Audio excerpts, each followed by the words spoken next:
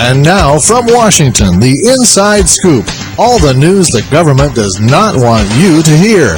Now, here's your host on the Inside Scoop, Mark Levine. Good evening, America. Welcome to the Inside Scoop.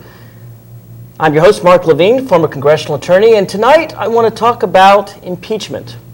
There are a number of things that people think may be grounds for impeachment of this president: warrantless wiretapping, systematic torture, putting American citizens in jail without trial or access to an attorney.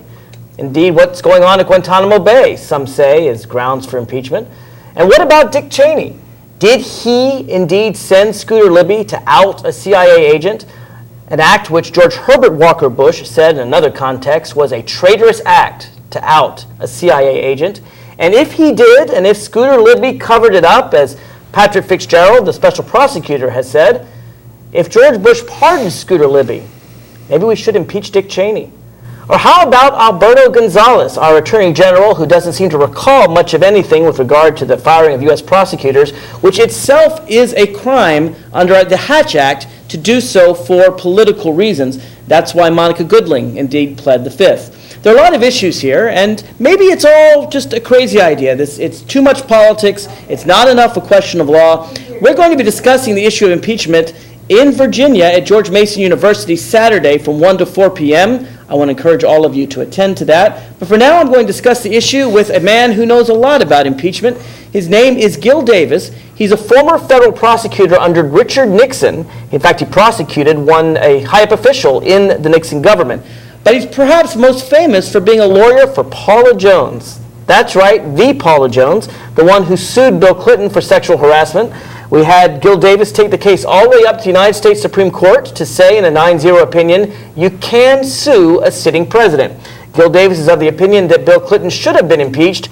He's not quite certain yet on George W. Bush. Gil Davis, welcome to the Inside Scoop. Thank you, Mark. It's good to be here. Well, before we get into the current president, let's talk about some past cases of impeachment. There have been two in our lifetimes. The first is Richard Nixon. Now, articles of impeachment were approved by the House Judiciary Committee. Of course, but not voted on the floor. Not voted on the floor of the House because he resigned. Although I think most scholars believe he would have been impeached. I think he would have been and he would have been convicted and removed from office. Most likely. Do you think that would have been a just, proper decision on the U.S. Constitution? I think so. The suborning of perjury by others, the use of federal big brother agencies like the tax folks to investigate tax returns of political opponents. These things are pretty sorry things. It's an unfortunate thing. Richard Nixon had some commendable things that he did, but I think he would have been, for reasons that most people thought at the time, he would have been convicted. Now, I wasn't politically active at the time of Watergate. You certainly were. What were people saying at that time? At the time of 1974, impeachment hadn't been used since the trial of Andrew Johnson in the 1860s, so virtually no one was alive who could remember that. Certainly. It was certainly seen as an extraordinary act by the House Judiciary Committee. I'd just be curious to know, historically, you were working at that time for the Nixon White House as an assistant U.S. attorney. What did people say about impeachment in those days? Well, first, it was a build-up, because there were a lot of things that the administration just didn't come forth with. It would have been much better for them, I think, had they let it all out at one time rather than let it come out like a striptease act, a little bit here and a little there. And the unfortunate thing is that that people became very much. I mean, the war was in play here too. They were not happy. We have the situation today where people aren't happy with the Iraq war, a lot of them, and so the president also had gone before the American people and said, "I'm not a crook. I didn't do these things," and it turns out that he did. And then there were some suspicious things on the 18-minute gap in the tape. So there's a lot of public atmosphere that was very either discouraged or quite shocked and felt that this was going to have to come to an end. Was it hard as an active Republican and someone appointed by President Nixon, was it hard for Republicans in particular to turn against their president, even though he had done these crimes? Well, sure. You always, politically, the two great parties, you support one or the other. And yes, people were upset. I think they were also tired of the war, too. There was a lot of demonstrations that had been ever increasing. Much more than the atmosphere even today. I mean, people think today is everyone is all upset about the Iraq War. Has nothing close to the atmosphere as it was at that time. There were people very strong on each side, and demonstrations, huge ones, both ways. I think because we have no draft today, people aren't. I think that's probably a factor. As involved, those that are fighting are fighting. I just had a veteran on yesterday, in fact, and I think sometimes we have a few people taking the sacrifice for most of us there. Let me move on to Bill Clinton, the case that you were most involved with. Sure. I know the Supreme Court ruled 9-0 in your favor. I disagree. I have that right. I'll be the 10th dissenting justice. I think to sue a president for a civil wrong conducted before he was president, I think that can wait until after the 8 years. I have no problem with suing a president for things done in office. I think that actions done as President of the United States, those are the kinds of things that I think should be impeachable offenses. But it seems to me that if you can sue a president for a civil wrong committed while he's president, why couldn't somebody go up, I don't care whether it's true or false, and say, George Bush sold me cocaine back in 1996. They can get a deposition, and then they can ask the president under oath, the current president, have you ever snorted cocaine? Now, this president hasn't admitted whether he's done it or not. You get him a nice little perjury trap. Wouldn't we be doing the exact same thing that you did with Paula Jones? Well, no, because first of all, the act of suing is one part of a lawsuit. Depositions and other things are other parts of it. The court has various remedies to continue cases, to protect the president. In fact, in this case, as you probably recall, the judge came to the deposition, almost unheard of that a judge would do that. And so, no, you don't throw a blanket over it at the beginning, and that was what the president was contending.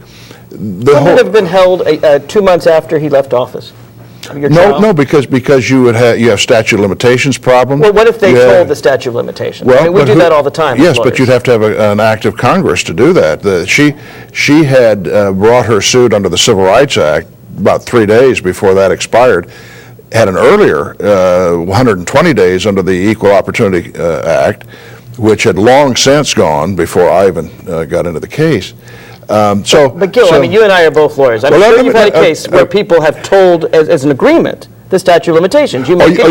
Yes. Wasn't Bill Clinton willing to do that? No. Oh, he wasn't? Oh, no. As a matter of fact, when we tried to negotiate a settlement right before we sued, it would only been no money, would just have been a statement that the president, and he agreed to make a statement. And we had certain language. The problem was that they said a tolling agreement is a deal killer here. Really? We will not. We want this matter over with. We want it over with now. So I didn't know that. That's an historic mistake of this president. Yeah, it was, I think. And another thing that happened is that I told Bob Bennett in the afternoon of, I think it was Thursday afternoon. I think the statute probably ran on either Saturday or Sunday, which it might have got it into Monday. But we'd been there for 3 days. The press was after everybody, as you can imagine. It was a scrum, and so I said, we've got to file it. And Bob said to me, Gil, he said, consistent with your duty to your client, he's the President of the United States, and you owe him every courtesy that you can give him, and you need to postpone this until tomorrow because we're pretty close. Well. And we were close, and we could have wordsmithed it that would have redeemed her reputation, wouldn't have made him fully say, I did all of this. But that night, the White House issued statements that the reason she'd not filed was that her lawyers had advised that she didn't have a case and that her family was against her. And part of the undertaking was that once he'd make that statement, neither he nor his people would say anything more about it because we didn't want any more trashing of her. Now, I knew at that point that we had to have a tolling agreement to make sure they obeyed what they undertook to do. And I wrote a note to Bob. I said, unless the tolling agreement is back on the table, we're filing suit because I trust you, Bob, but I can't trust your client or his people to keep the bargain that is being negotiated. And after filing, there was, I see, my understanding of the Supreme Court suit, and again, you're the expert, I'm not, was that it wasn't to squelch the suit so much as to postpone it until after he was no longer in office. No, he said he couldn't be sued. He could not be sued. Only important cases could really be sued, but a Civil Rights Act case apparently was not an important case, and there'd have to be a prudential decision as to which ones were and were not. The history of this, by the way, a lawsuit was filed. Richard Nixon generated a lot of suits, both while he was in office and after he was in office. A lawsuit was filed by the fellow by the name of Fitzgerald, who was a whistleblower in the Department of Defense, who Nixon got rid of by abolishing the 18 people that held that job. Right. That got him for. That was different from the Saturday Night Massacre, but a similar similar kind of thing. Right. So Fitzgerald got some remedies under the Merit System Protection Act, but he also sued Nixon, which carried on after, and didn't sue him even while he was president, but sued him for causing emotional distress, other consequential damages. That was taken to the Supreme Court. The ACLU filed an amicus brief saying the president should be required to for acts in the course of his duties. Supreme Court said no, in a 5-4 decision, said no, the president is immune for official conduct in the outer perimeter of his duty. And since this was in at least that outer perimeter, he could not be sued. When we filed our suit, that was a precedent, but not a precedent that was helpful or hurtful to us because it was for official conduct. By implication, perhaps personal conduct could be sued for.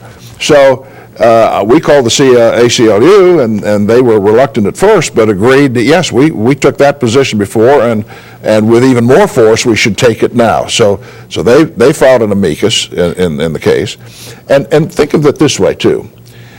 Turn it around. For personal conduct, none of us, we're all accountable to justice, no matter what position. Nobody's king's X in this country. We're all equal before the bar of justice. Well, if the president could not be sued for personal wrongdoing or personal civil matters, that would mean, as an example, that suppose he borrowed on a house and he defaulted, right, and they'd have to wait until after. I have no problem with the idea that you can sue the president. What I have a problem with is while he's in office, and that's interesting because I didn't realize that really wasn't the issue in the Supreme Court case.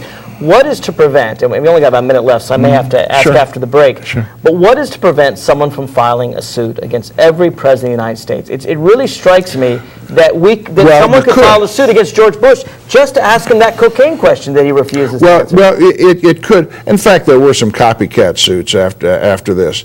They were handled pretty quickly. The justice system knows how to get rid of a frivolous lawsuit pretty quickly, and those things were all dismissed. Well, not necessarily. If you have a claim and it gets to an issue, disputed issue of fact.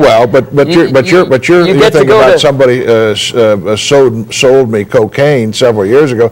Where's the cause of action? Well, it's harm. You know, cocaine harms. We had doctor bills. Who knows? We have to take a break, folks. If you want to join this discussion, it's easy to do. You can take on Gil or me. Just pick up the phone and dial 888-488-MARK, 888-488-6275. We'll be right back after this. I, George Walker Bush, do solemnly swear that I will faithfully execute the office of President of the United States and will, to the best of my ability, preserve, protect, and defend the Constitution of the United States. So help me God. Let's impeach the president for lying. My name is David Bell. I am a resident of Virginia's 11th Congressional District, and I ask Representative Tom Davis to initiate or support investigations into violations of the law by President Bush and his administration. Tom Davis, my name is Jean Reynolds, and I'm one of your constituents. I want you to join immediately with other members of Congress to begin an investigation of the criminal acts that George Bush has committed. I'm Nick Spengler of Ashland, Virginia, and I would like our troops to come home and Bush to get out of office. My name is Nancy Maynard. I live in the 11th Congressional District, and this message is for Tom Davis. I'm asking you to please investigate for impeachment. My name is Bruce Smith. I live in the 11th Congressional District in Woodbridge, Virginia. I want Congressman Davis to support the investigation of President Bush and Vice President Cheney and those that foisted this war on us. Hello, Congressman Davis. I'm Carrie Plonson from the 11th Congressional District, and I'd like you to take immediate action to investigate George Bush and his offenses in leading this country into a war that's unwarranted and there is no solution for. We have to impeach. I am just appalled that we would not, quote, waste our time with impeachment. The message to the world has to be that Bush and Cheney are guilty of international war crimes about which we can't do anything. We can do a lot about the crimes committed within the U.S. Constitution.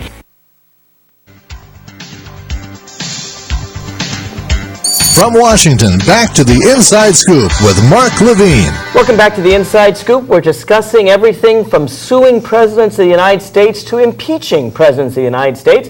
We've talked about Richard Nixon. We're now on Bill Clinton, and I assure you, we will get to George W. Bush. My guest is Gil Davis. He is a former federal prosecutor and a former attorney for Paula Jones. Gil, welcome back. Thank you. We were talking before the break about your suit against Bill Clinton, and it's interesting because I think as you've conceded, Bill Clinton wasn't saying he could never be sued. He was saying he couldn't be sued while he was president of the United States. Mm-hmm. And if he had agreed, and this is the part I didn't know, if he had agreed with you to wait, we could have had a tolling of the. And that was something your client was willing to agree to.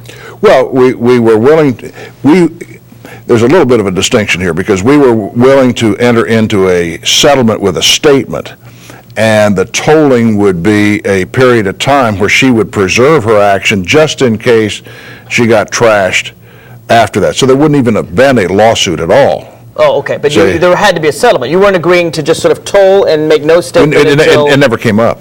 Really? Very interesting to me. That part never came up. Let me move on, though, because as you've pointed out, that was a case in his personal capacity.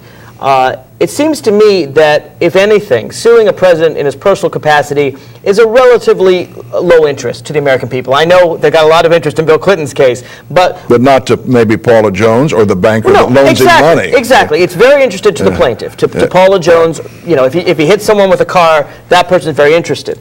But it seems to me that we are nationally interested when the president abuses his official capacity. So ironically, when you have lawsuits that can go for relatively small things, I mean, sexual harassment and not paying on a loan are not tiny, but they're certainly not like causing a war or putting people in jail without an attorney or systematic torture, really the kinds of crimes that only the president can commit. And I think you would agree that the only real way to punish a president for committing crimes that only the president can commit, such as violating the Constitution or ignoring the Fourth Amendment or ignoring the Bill of Rights, is impeachment. Not strictly. In fact, the Supreme Court said there were other things, including and the Court of Appeals in the Eighth Circuit also pointed this out. A president, like any politician, has public approbation of conduct that can have political effect. If he's running for re-election in his first term, but in his second term... But the president has political capital also that can be diminished. I think we've seen some of it over the immigration issue, probably, that this president's capital has been diminished so that his ability to influence others on Capitol Hill, on both sides of the aisle, has been circumscribed. So there are other things. There are press issues that we have a pretty vigorous press in this country, and what they find out can lead. Some of it could lead to truly impeachable offenses, but those are things that the court said, hey, you know, this is not something that, and in fact, even a criminal case, and that was a big issue. There's never been a criminal case brought. Could have been brought maybe against Richard Nixon as president, but some people think the exclusive remedy is impeachment. We did have a vice president, Aaron Burr, who was convicted of treason. So we certainly can have a vice president convicted of treason. And well, actually, he was acquitted. Was it? He was tried for 6 months in the hotel in Richmond. Not the hotel, but the federal building in Richmond. I thought he was convicted. No, he was acquitted. He was acquitted. He defended himself. It was all men on the jury, and he told the jurors that, does anybody think that I'm not guilty? They all thought he was guilty before the thing started. And he said, can you set your opinions aside and consider just the evidence? And they could, and he... all right, so he was acquitted, fine. But he was tried. But he was tried. Jefferson, however, was required to obey a summons that John Marshall had given to him to produce some papers. There was a little deal. Of course, Richard Nixon was required in U.S. v. Nixon to turn over the tapes. That's correct. Andrew Jackson was censured by the Congress. Here's the problem. You have a president that commits an act, all right? And we'll talk about the specifics because I have a lot in mind with George W. Bush, but refuses to talk about it. Now, Congress, you would agree, has a right to investigate that, to find out what happened. In the Libby case, we have a case where, at least according to Special Prosecutor Patrick Fitzgerald, who knows the evidence better than you or I, you had a covert CIA agent who was working on weapons of mass destruction that was outed.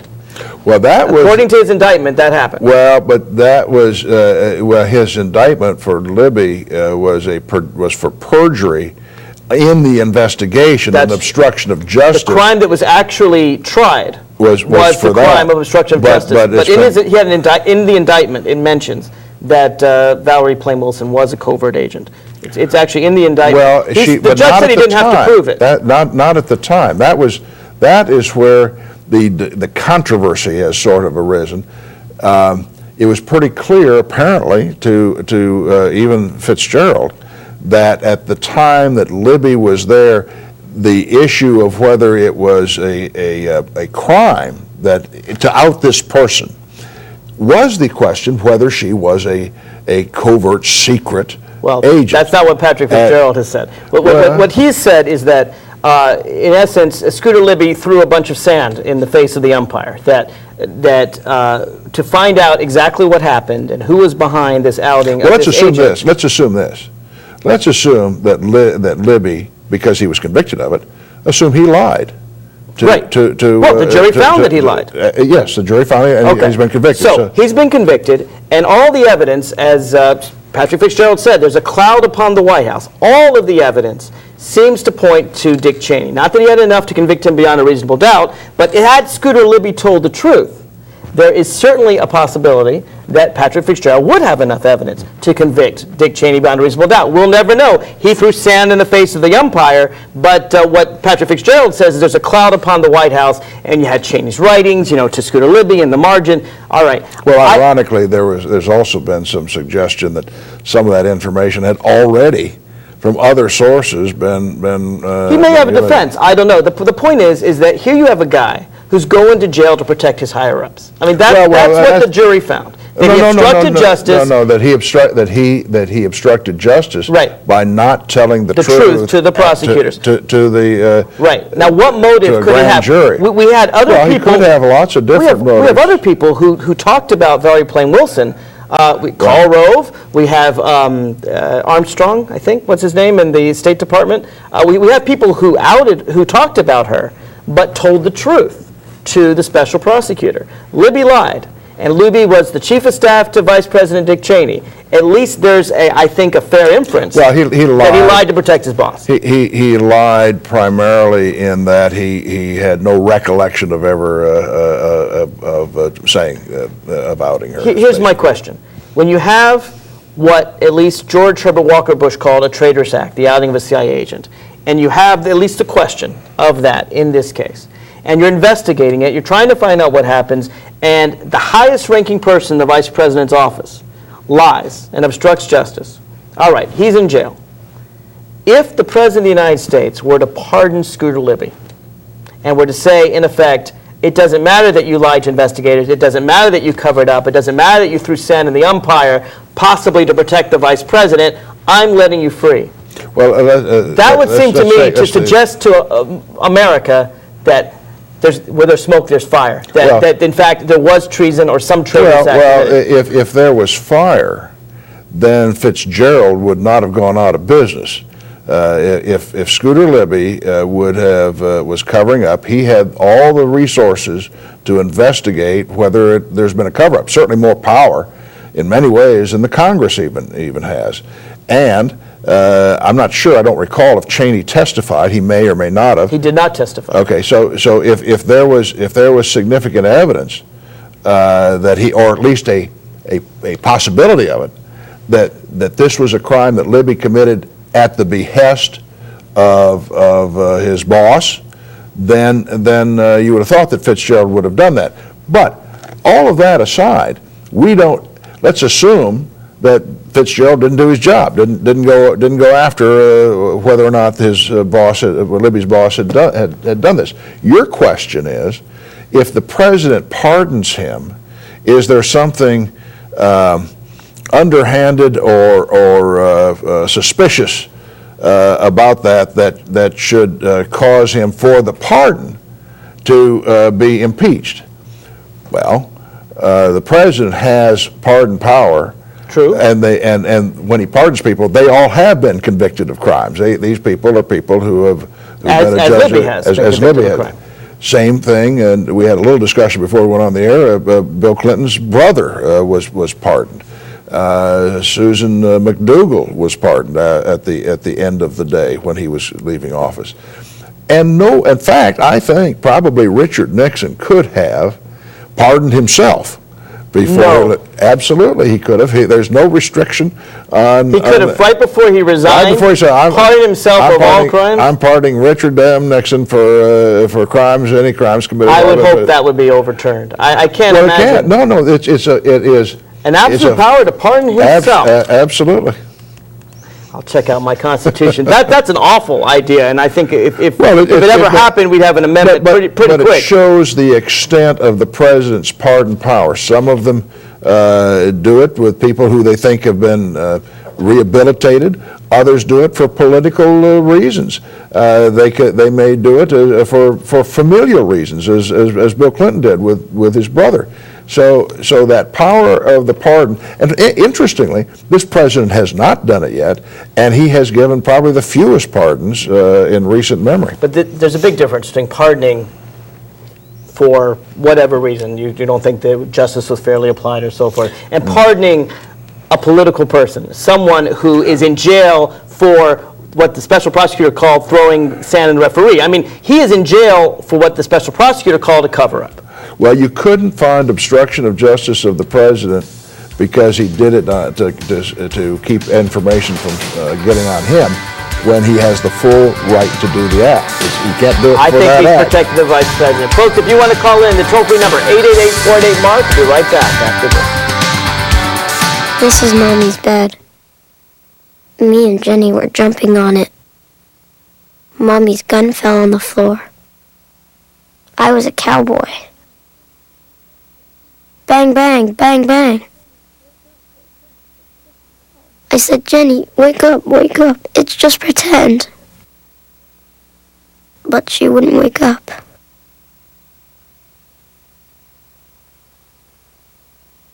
If you give me a fish. If you give someone a fish. You feed them for a day. Teach someone to fish. You feed them for a lifetime. Give me a fish, and you'll feed me for a day. Teach me to fish, and you'll feed me for a lifetime. Through Volunteers of America, you can help change lives in your community.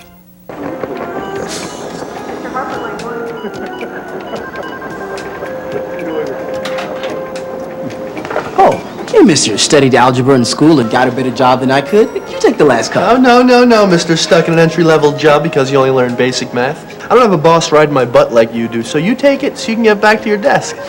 You know, I probably should, but maybe Miss AP Calculus with the $200 haircut in the big office upstairs would like a cup.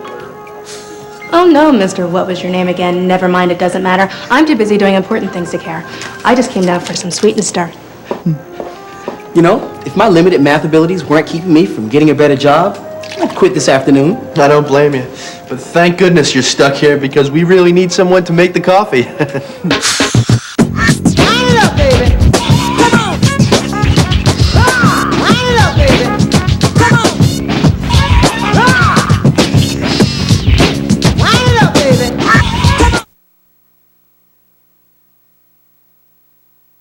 From Washington, back to the Inside Scoop with Mark Levine. Welcome back to the Inside Scoop. We're discussing how you deal with a runaway president. Everything from suing the president to impeachment. If you want to call in, it's easy to do. Pick up the phone and dial 888-488-MARK, 888-488-6275. My guest is Gil Davis. He is a former federal prosecutor and was the attorney for Paula Jones.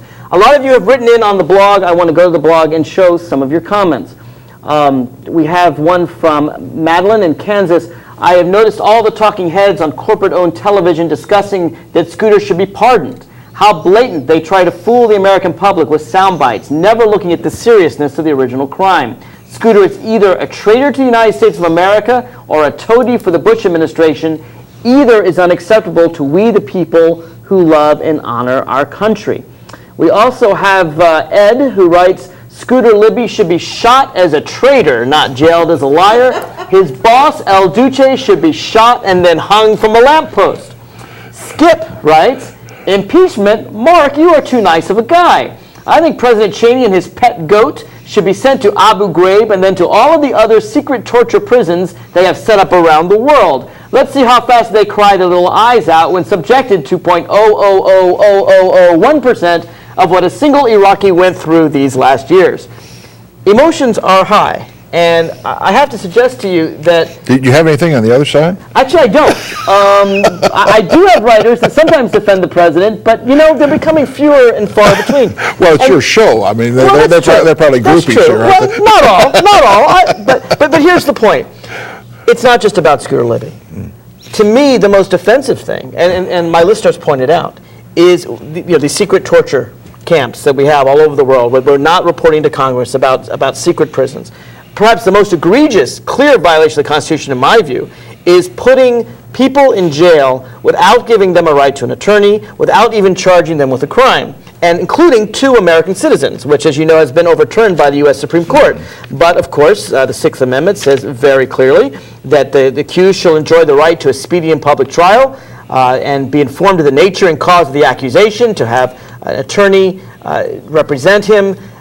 This is a clear, express violation of the Bill of Rights. Now, we talked about the fact that if the president does some personal crime, sexual harassment or defaulting on a bank loan, maybe you can sue him, but that doesn't affect the American people, like rounding up American citizens, putting them in prison, not charging them, and not giving them access to an attorney. It seems to me the only way to fight this is impeachment. I am a hard-shell conservative Republican, but you're speaking to the choir when you say that. Not that it necessarily should result in impeachment, but I am concerned when an American citizen is held without access to a lawyer and doesn't have all the rights that the Constitution guarantees him. And you are correct to say that the medium in which that was tested is the court system, and thankfully we have a tripartite government in which the courts are independent of the executive, and their rulings stand, and we have to, and the president has to bow to those decisions. This was of course, 911 changed a lot of attitudes about things as to what we ought to be doing. These folks were usually rounded up under the rubric of being enemy combatants, let alone being, American citizens. But Gil Davis, we've had Red Scare in the 1920s. We've had Joe McClellan in the 1950s. 9/11 is not that unusual compared to other events in American history. But you look at Lincoln and the abolition of habeas corpus. But that's in the Constitution, It is in the Constitution. Let me just point this out, because you and I know this, most of our listeners don't know, that the Constitution expressly allows you to suspend habeas corpus in cases of rebellion. And I hear people say, Lincoln suspended habeas corpus. Well, if you don't think the Civil War was a rebellion, I don't know what is. We haven't had a rebellion. We haven't had an invasion of 9/11. A better example would Bush suspended habeas corpus. A better example would be FDR and rounding up the Japanese and putting them into concentration camps, basically. Which was an awful decision. Yeah. Now they weren't mistreated so much. And a question here that you raise, have these people been tortured or mistreated? The only example that strikes me is, maybe because I don't know enough really about it, is this waterboarding business where. Let me give you another example. All right, you're absolutely right about waterboarding. We certainly know about Abu Ghraib. Let me give you another example. A man by the name of Maher Arar. I don't even know if you remember his case. He was a Canadian citizen, born in Syria. He was changing planes in New York JFK Airport, going from Canada. I don't even remember where he was going. It certainly wasn't Syria. He was changing planes. We took him. We sent him to Syria, certainly not the most benign country in the world, where he was brutally tortured, brutally mistreated. Turns out he had no connection with any terrorist group whatsoever. And you're talking about these rendition, the people that extraordinary rendition is the euphemism for it. I call it sending him away to be tortured. You can call it outsourcing torture. We can call it extraordinary rendition if you'd like. But it seems to me that whether it's extraordinary rendition, secret prison camps, holding American citizens without trial, yes, in 4 or 5 years, sometimes U.S. courts come to the right decision. But when you have a president that's literally throwing away the Bill of Rights, it seems to me that is the strongest case for impeachment. Well, they've made bows to it. The question is on that, how, in its proportionality, the president is not, like you or I, a lawyer. We would hope that he had civics classes when he was in school, and that he swore to protect the Constitution of the United States. When he did swear. Whether he's doing it or not is something totally different. He did. And I have some questions about those things. Are they things that the just as a matter for the public to want to go through? As you know, this is not a pleasant experience to put any president in the box. Nor is it a pleasant experience to be tortured. Well, no, but if you use waterboarding and this other as an example, Al-Qaeda in Iraq has a manual to kill our soldiers with knives in the eyeballs and blow torches on their. To a higher standard than Al-Qaeda. And that's the difference between our country and others. You would agree that it's perfectly proper and appropriate for Congress to investigate all of these details and to find out every detail about what's going on, and that a president who would withhold such information from the appropriate congressional committees, that may be grounds for impeachment. I think, a president would probably, if he withheld it, assert some executive privilege or whatever. Now that's not in the Constitution. No, but it has been litigated, and there is such a thing. It is a thing that the courts have recognized. The question is the legitimacy of it and the scope of it. So if the president says that, you can have a battle between those two branches of government as to what the president must do. I think everyone, and even you, Mark, would probably agree that there are certain things that the president hears in his office, talks to his people about, that really are not things that should be in the public domain. If it's not a violation of the Constitution or the law, I have no problem with executive privilege. Yeah. So I think you probably would also agree that the assertion of that should be sorted out. And if he's saying that there's national security interests here, these hearings should be private in Congress. That's fine, but Congress still has the right to find out the information. I think they do. I think Congress does, and I think some of the things, I'd like to know myself. But do we know today what would be an impeachable offense? And that's your question. Let's talk about one. You point out the president is not a lawyer, and true, he is not. There was a time, though, when he had a whole host of lawyers disagree with him. And that time was testified to by someone you said was a friend of yours, James Comey, the former Assistant Attorney General, Deputy Attorney General of the United States, number 2 in the Justice Department, at a time when number 1, John Ashcroft, was sick with emergency gallbladder surgery. Basically, at least Comey hasn't said this, but the press accounts are this was all about warrantless wiretapping. Basically, wiretapping, spying on hundreds of millions of Americans without a warrant, which the Fourth Amendment requires. It's one of my favorite amendments. I'll read it briefly. the right of the people to be secure in their persons, houses, papers, not and be effects unreasonably against unreasonable searches and seizures shall not be violated, and no warrant shall issue but upon probable cause, et cetera, et cetera. Of course, now there have been exceptions to that now, too. There are, but the courts have found them. In this case, you had number one lawyer in the United States, John Ashcroft, say this is blatantly illegal. You had number two lawyer, James Comey. Give Ashcroft credit. I give Ashcroft credit while he is sick in his hospital That's right. bed, I give him he was not going to go that far to deprive American citizens I've of had their lots of civil problems rights. with Ashcroft, but the fact that this is a man who did all kinds of things that I found, frankly, over the line. Are we talking about Ashcroft? Ashcroft, that even he wouldn't agree to it, tells me this was way over the line. I agree with what was way over the line. Comey said it was over the line. Even Ted Olson, who defended Bush in Bush v. Gore, Solicitor General of the United States, number 3, said it was over the line. And what happens? Alberto Gonzales comes in. Comey testified that he thought it was a phone call from the president. He comes in and he says, he tries to, even though he knows Comey is an acting attorney general, he tries to convince the sick John Ashcroft to sign an executive order that he and Andy Carter prepared. He ignores the acting attorney general. He marches out after Ashcroft says, you blatantly can't do this, and someone in the White House signs the executive order. The president signs the executive order. Somehow, for 2 days, this is authorized until finally everyone's planning to resign. Ashcroft, Comey, Olson, FBI, and they finally talked the president out of this. Now, I don't know whether the president ordered Alberto Gonzales into that room or not, but when the president was asked whether or not he ordered Alberto Gonzales in that room or not, he refused to answer the question. He said, I'm not going to go into that. That's all secret. When, of course, the program... You mean the President of the United States, George Bush. The President of the United States told Ashcroft that he wanted the program? Told Gonzales to go in that room and try to trick a sick man into signing on to it, which is at least how Comey, he didn't get the phone call. Apparently Ashcroft's wife did. But well, a pretty seamy thing. It's a very seamy thing. I agree with that. I agree with that. The president has said you have no right to investigate. Gonzales is the attempt... Let's start with Gonzales before we get to the President of the United States.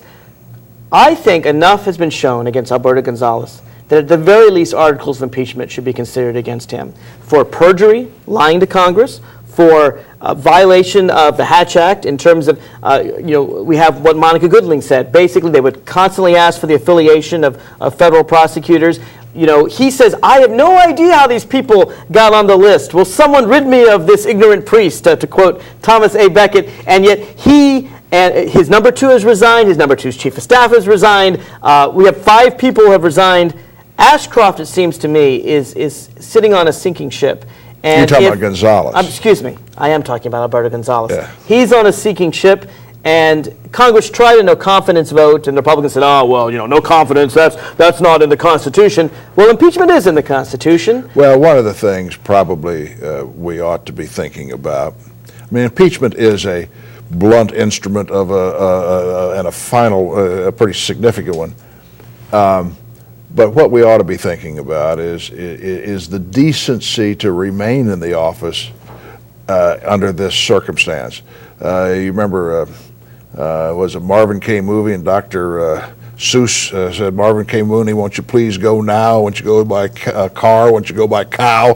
Won't you go? I don't remember that particular, just please go. Right. I think it's time. But how do we get rid of him? He's not going. Well, one of the things I think that I think the president needs to understand is that the credibility and the independence and the good judgment of the Attorney General is important to the delivery of justice in the United States.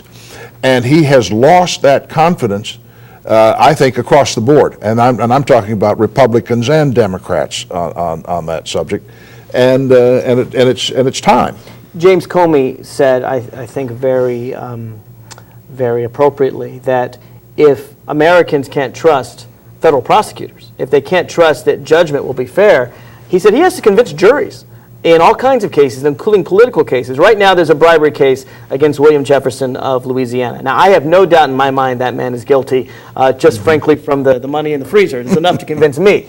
But if people think that prosecutors are appointed for political reasons, and we now know that it is true, that in fact, Monica Goodling at least, and this 33-year-old woman, graduate of the 143rd best out of 143 law schools in the nation, apparently was in charge, at least to some extent, of choosing our nation's prosecutors.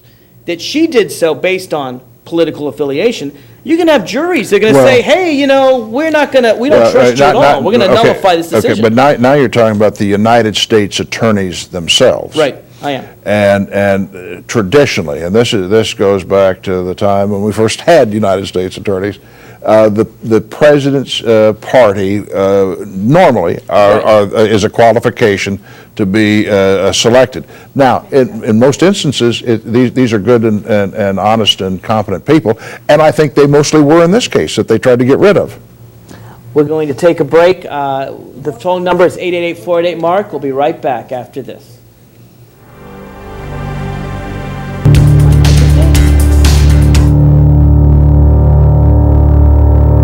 History has demonstrated that violence only begets greater violence, and injustice only begets greater injustice. This is not the tradition of our great nation. This is not how we want the United States to be known around the world.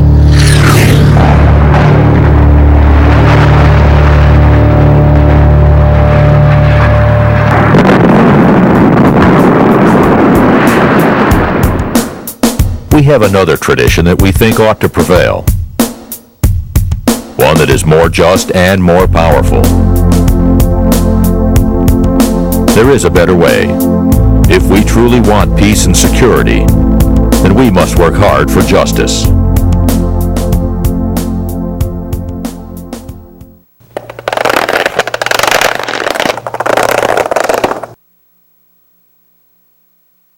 If you're concerned that we've become a nation whose national policies are grounded in beliefs that are centered on a line embedded in BS, then don't miss Escape from Orwellianation, a talk show in which concerned regular citizens like you and me, not self-serving media spinmeisters, wade through the barrage of newspeak and doublethink that pollutes public discourse today.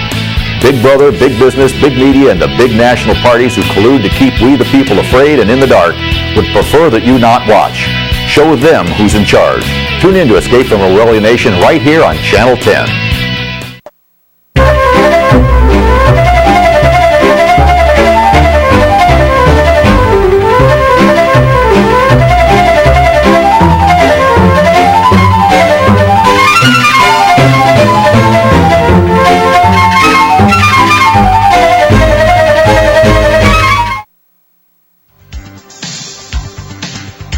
From Washington, back to the Inside Scoop with Mark Levine. Welcome back to the Inside Scoop. My guest is Gil Davis. Gil, it is true that the president appoints members of their own party. Clinton did it. George Herbert Walker Bush did it. But what was unusual in the attorney-prosecutor case was that in midstream, to have a whole slew of prosecutors be kicked out, and if you notice, each and every one of them had some political thing going on. You had, in San Diego, of course, a Republican Congressman, Duke Cunningham, being prosecuted by the prosecutor there. You had a number of voting cases. In each and every case, it seemed that it was all about voting, and that's why at least all signs seem to point that it was Karl Rove making the decision, not Alberto Gonzales. Well, maybe. I mean, I don't know. I know this, that for whatever reason the president can do that. It's probably his only real power, except to discharge the attorney general and fire them to affect anything, if that's what he intended to do. But if it's done as a cover-up, I mean, the famous Saturday Night Massacre, Richard Nixon got in trouble. He had the right to fire these people, but it's one of the things I think that led to articles of impeachment, because they were prosecuting him. The Saturday Night Massacre is what you're talking about, and ended up having only down to Bork, who was the Solicitor General that carried out the action and fired the special prosecutor. Well, here, there's a group of them. I mean, they looked at, 16, 18. Apparently they looked at 50 or 60. Well, they must have. This is sort of a wholesale thing. I think it's probably a tin ear to the proprieties. These people, they were different. When you talk about political things, they were different things. Some were looking at an election fraud, among other things. They all have busy offices. But I think what really rankled was, even with them, is that they were then trashed, rather than say, look, you serve at the pleasure of the president, and well, you had Tony Snow, and we're going to give you a medal and whatever. And in fact, it was McNulty, number 2, also said that they were fired for performance reasons, and then they switched 180 and said, no, they weren't fired for performance reasons, they were fired for political reasons because their performance was exemplary. They couldn't attack it. Here's the thing, Congress is investigating this. Gonzalez doesn't know what happened. McNulty doesn't know what happened. Their chiefs of staff, Elston and Sampson, they don't know what happened. Monica Goodling says, I didn't make the decision. No one made the decision, and yet they keep talking with Karl Rove. Now, Karl Rove is required by the special prosecutor, Attorney Fitzgerald, to save his emails as part of the Scooter Libby, the Traitorgate investigation, not as part of this. And they're missing hundreds of emails. Indeed, millions of White House emails are missing, including hundreds of Karl Rove's emails. Let me suggest to you that is similar to the 18.5-minute gap of Watergate. Well, you have things that aren't there in both in suspicious circumstances. But he's required by law to keep them, and he didn't. Well, as I recall, and I don't, you have probably a better command of the factual basis of this, but as I recall, wasn't the explanation that this was a mistake? It was not. It was something that had a glitch in their computer system. Yeah, 18 minutes got erased. It just happens, I mean, you push the wrong button and boom. But you're analogizing it to the 18 minutes, and maybe you ask, is it an area to take a look at? Probably. Okay, but the president is stonewalling. And let me suggest to you that the only way to stop the stonewall, Congress says we want these documents. Congress has issued a subpoena for these documents. And Karl Rove says, I don't have them. Now, you're a federal prosecutor. When you issue a subpoena and someone you can't says, give what you don't have. Well, but you can, if you're a federal prosecutor, you can attack someone for destruction of evidence, for obstruction of justice. Well, if you were the author, the creator of the destruction, yes, perhaps. But what was the obstruction? I mean, was it Fitzgerald's case that he was investigating? Was it some internal things that they were talking about getting rid of prosecutors? These are not, to my mind, the same thing. I mean, the Fitzgerald matter and the firing of the prosecutors. No, but if you're ordered to save your documents as part of an official investigation, but that and they're missing. I mean, it seems to me that's obstruction of justice. I don't know how else you describe it. It's only obstruction if you intend it to be. You have to prove intent. So your question on he had motive. Should the Congress look into it? That's up to the Congress, they are looking into it. And I would say if they choose to do that, that's not inappropriate. One of the things that my listener writes, and we can show this on here. This is from who wrote this? Long thing by Robert. Robert writes, I do not see enough votes in Congress to impeach the president. He's right. The Democratic majority will require Republican sway votes. It is a long, dragged-out process that will allow many other important issues to go unchecked or scrutinized. Let me admit right at the outset that we don't have the votes. And let me suggest to you that one of the real Republican mistakes in the Bill Clinton era was the political mistake of impeaching the President of the United States. Because when you don't have the votes to convict, you impeach the president, it's almost like they say, if you're going to attack the king, you better kill him. Because if you shoot the king, he's still very powerful, and he can cause a lot of damage. That's an interesting point that you make, which is one that I made constantly on programs for 3 years, and particularly as the impeachment got underway. The positions of the two sides, and you could mark it down politically. The Republicans all said it's all about perjury. The Democrats said, no, it's all about sex. I mean, that was the mantra that each side had. And the Republicans took the position that he should be impeached for the perjury. The Democrats said, no, we shouldn't be doing that because you can lie about things of a personal nature like that. Well, and there's some truth to that. I mean, if a woman gets on the stand and you ask her age, this as a lawyer, as do I, and she says, I'm 55 when she's really 65, if it's not material to the case, then it has to be material to be perjury. I think it was pretty material to in the Whether Paula he Jones arrests case. Monica Lewinsky, is it material to Paula Jones? I mean, it's a different. No. We had said that a pattern of conduct, which is shows MO. It's hard to understand how in a room on a cold call that the governor, then governor, would assault her with. Okay, but Paula Jones' claim was that it wasn't consensual, right? Well, she didn't have any sex with him, but Right. but he tried to do that with her. But there's so no. the question there was no is, question in the Monica Lewinsky case that it was consensual. So to argue it was the same thing. that he has this libido that demands it, and you can show a pattern of conduct. Indeed, the Eighth Circuit was ready to reverse that case when the president ended up finally settling it. But we don't know that. Oh, I was there. I heard the argument, and it would have been a 2-1 decision, just like the former one was, because they were pretty strong on it. Yeah, of course you can. The case goes forward in their view. But that's. But moving on to the politics of impeachment. That's what I want to tell right. you. I think that it was that each side in the Clinton years was advocating for a position that was against their political interest. One of the things that the Democrats should have wanted, for political reasons, is to get rid of Clinton and put Al Gore as president because he'd be an incumbent president. And on the other hand, you didn't want to have the president convicted. You wanted him wounded if you were some of the hard shell Republicans. And frankly, in my opinion, that the impeachment led to George Bush's election.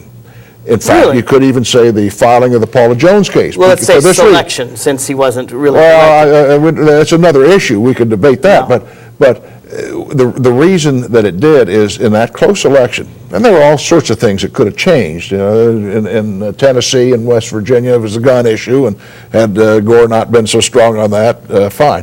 But what was clear undertone of all of Bush's campaigning, I will restore dignity and honor to the Oval Office. And here we have a Gore was president. too close to the. And here we have a president who has extraordinary rendition, sending people off to be tortured, taking American citizens, putting them in jail without trial, without an attorney, systematic torture. We have warrantless wiretapping of hundreds of millions of Americans.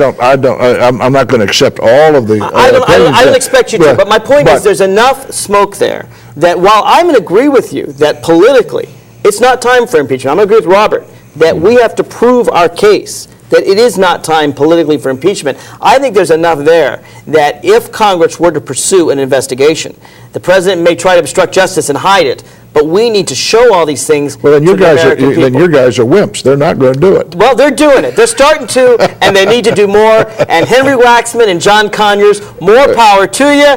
Get out those subpoenas. Get Karl Rove in front of you. Let's prove this stuff. That's all the time we have. Gil Davis, thank you very much for coming here on The Inside Scoop. Tune in every week at this time, Monday, 7 p.m. for The Inside Scoop. We're also on Sundays at 6:30. This is Mark Levine signing off.